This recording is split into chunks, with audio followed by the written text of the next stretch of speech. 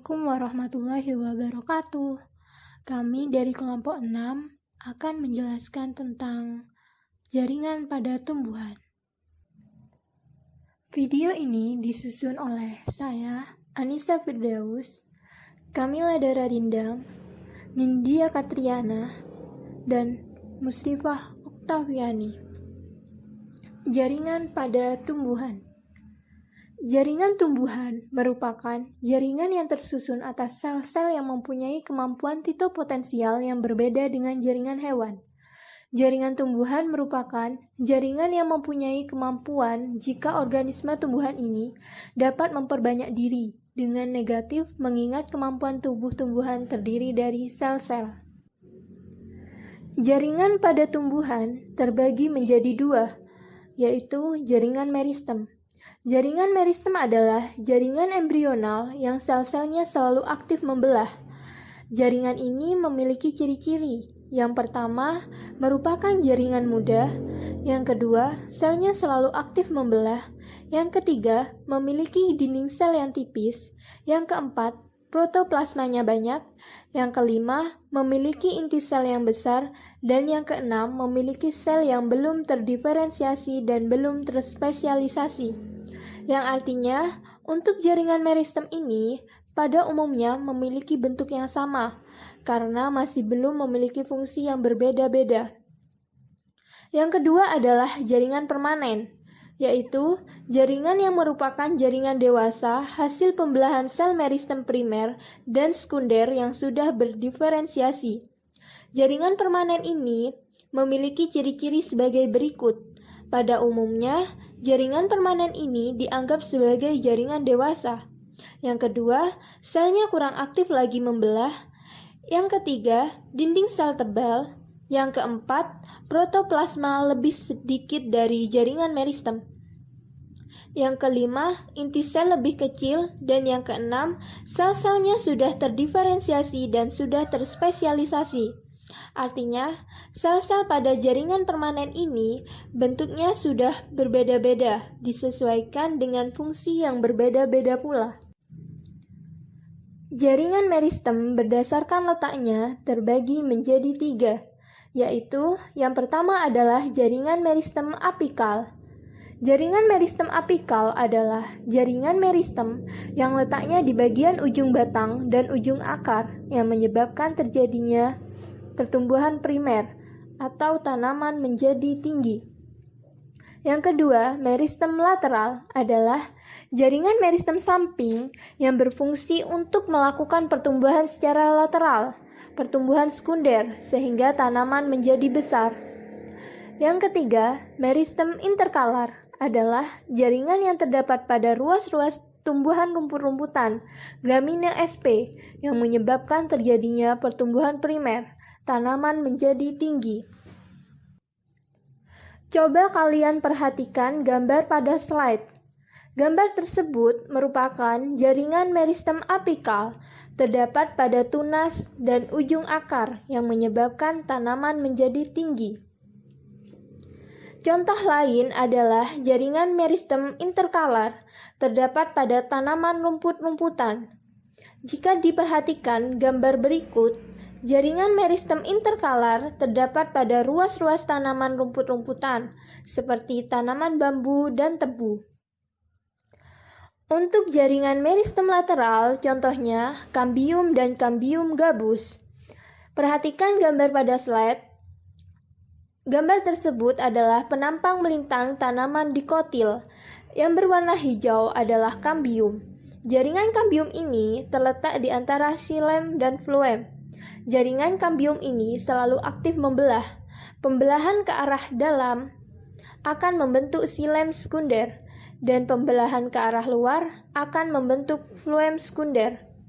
Dari aktivitas Cambium ini, maka batang tanaman menjadi besar. Jaringan meristem berdasarkan asalnya terbagi menjadi dua, yaitu yang pertama jaringan meristem primer. Berasal dari sel-sel inisial yang disebut promeristem adalah jaringan meristem yang sudah ada ketika tumbuhan masih berada dalam fase embrio.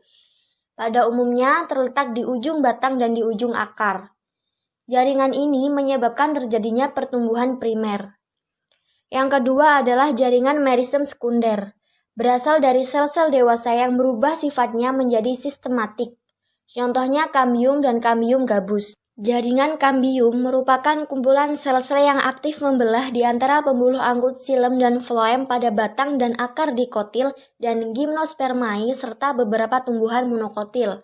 Misalnya agave aloe. Menyebabkan terjadinya pertumbuhan sekunder. Jaringan permanen terbagi menjadi 4 macam. Yang pertama adalah jaringan epidermis, yang kedua jaringan parenkim, yang ketiga jaringan penyongkong atau penguat, dan yang keempat adalah jaringan pengangkut. Untuk jaringan epidermis nanti mengalami modifikasi yang disesuaikan dengan fungsi-fungsi tambahan tertentu. Sedangkan jaringan parenkim terbagi menjadi 4 macam.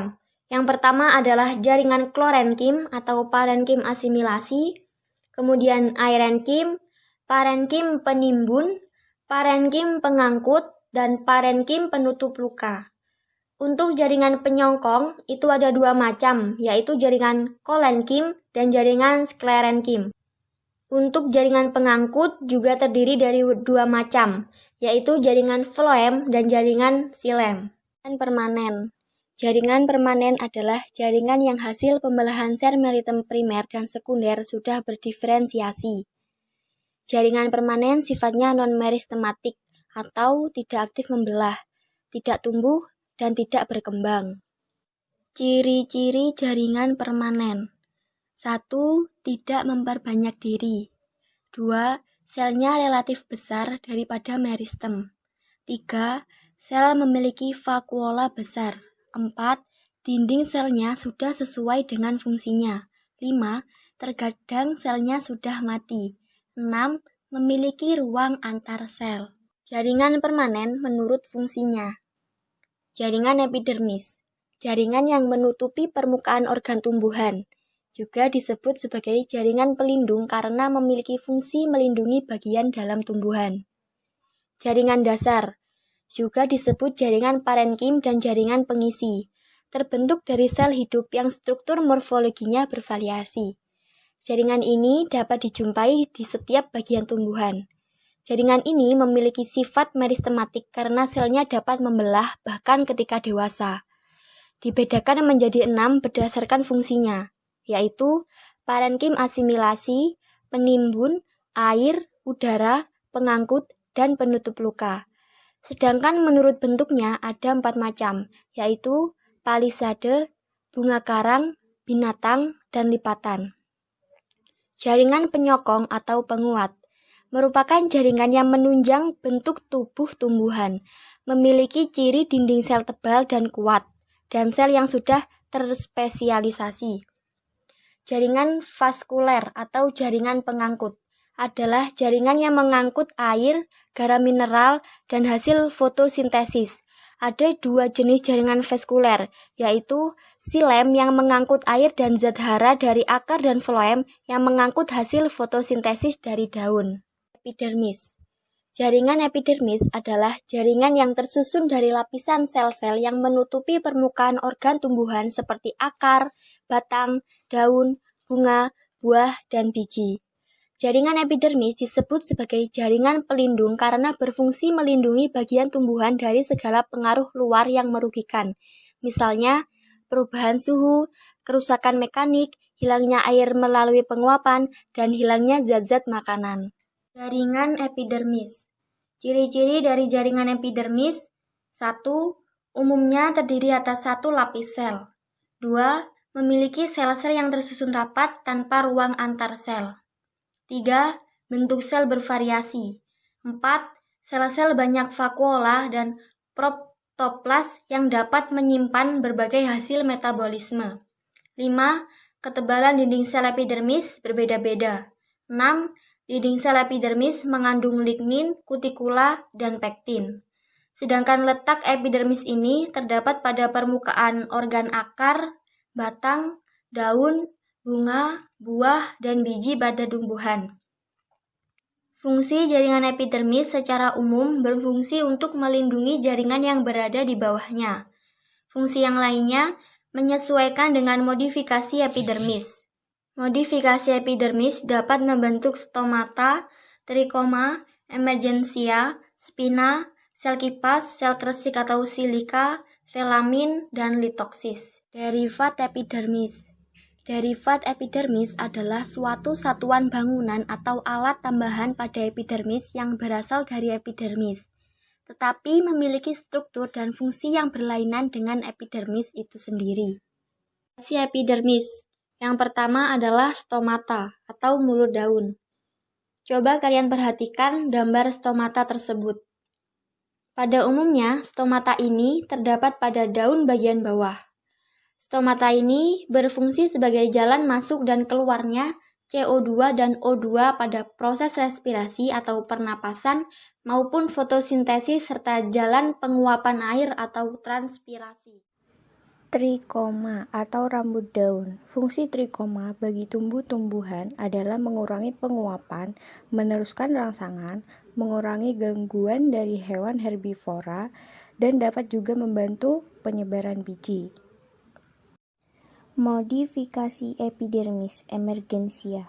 Tonjolan pada permukaan organ yang terbentuk dari jaringan epidermis dan jaringan subepidermis. Contohnya, rambut-rambut pada buah rambutan, duri pada tanaman.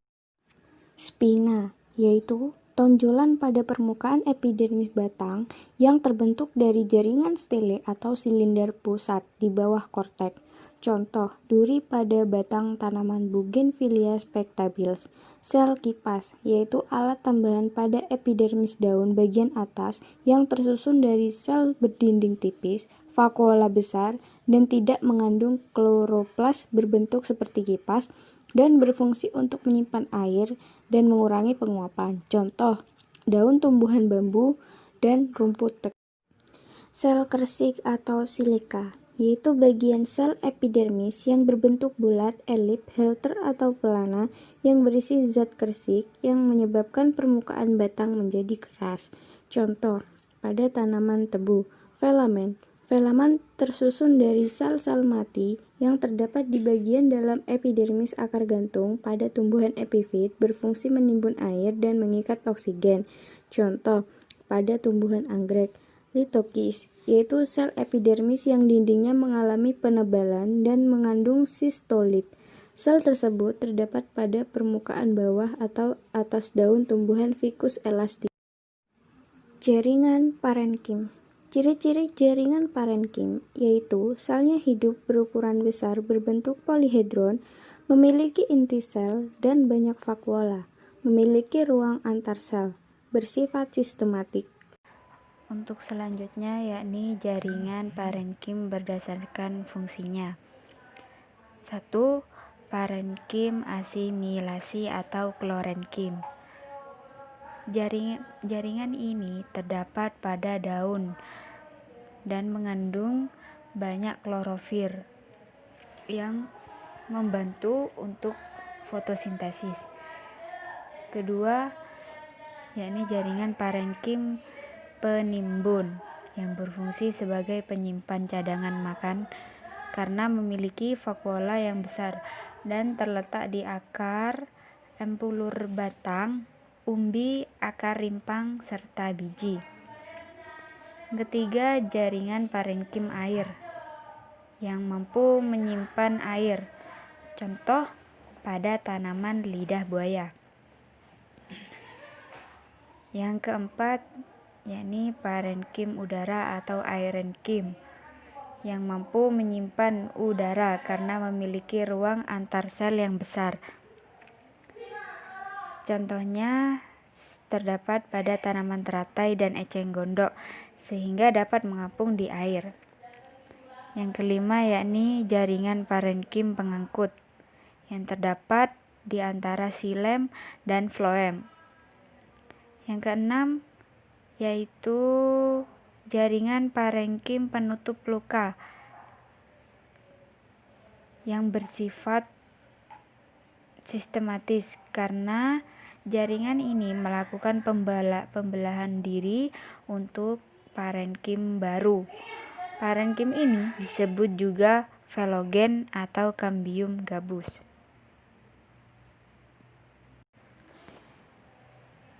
Selanjutnya, jaringan parenkim berdasarkan bentuknya. 1. Parenkim palisade yang terdapat pada daun yang berfungsi untuk fotosintesis. Yang kedua, parenkim bunga karang yang terdapat juga pada daun yang berfungsi untuk fotosintesis. Yang ketiga, parenkim bintang atau actinenkim yang terdapat pada tangkai daun, terbentuk seperti bintang.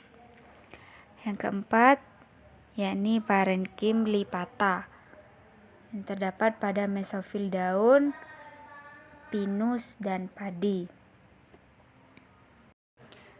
Bentuk-bentuk parenkim di sini adalah parenkim palisade atau biasa disebut parenkim pagar karena berbentuk seperti pagar. Kemudian di sini adalah parenkim bunga karang. Baik parenkim bunga karang atau parenkim pagar terdapat pada mesofil daun tumbuhan dikotil.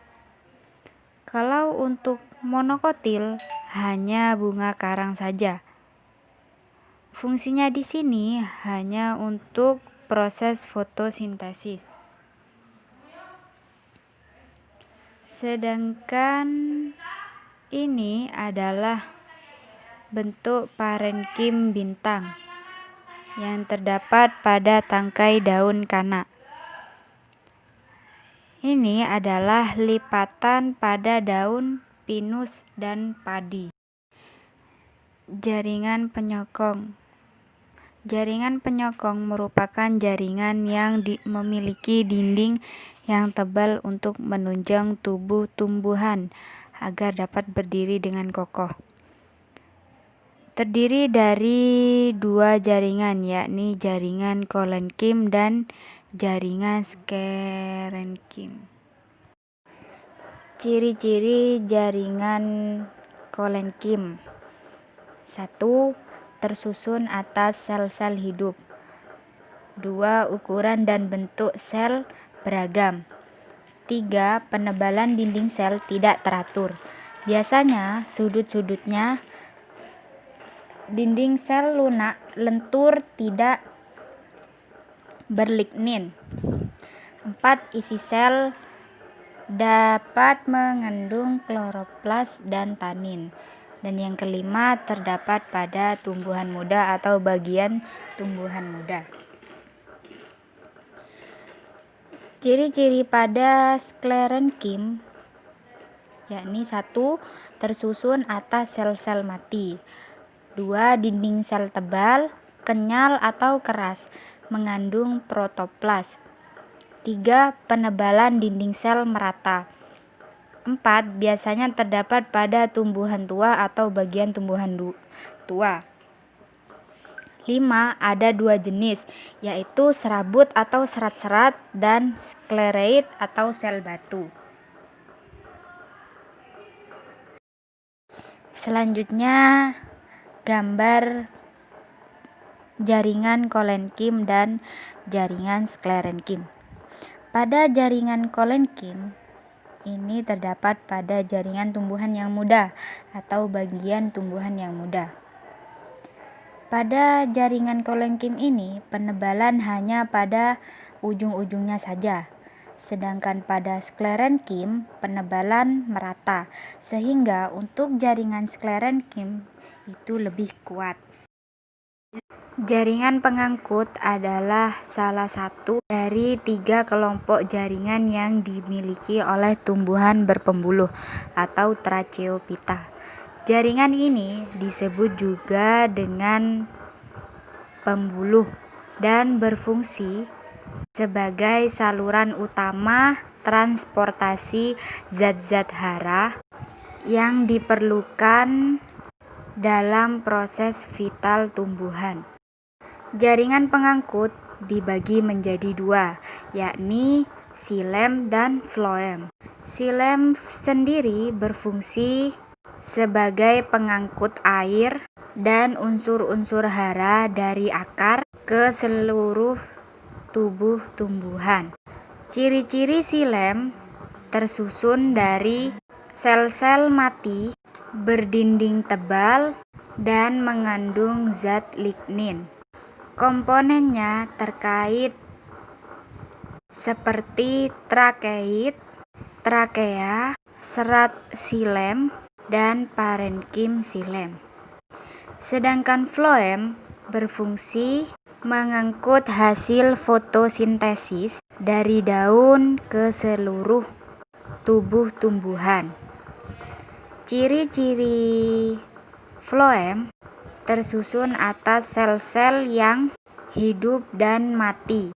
Komponen floem sendiri yakni seperti unsur lapis, sel pengiring, serat floem, dan parenkim floem.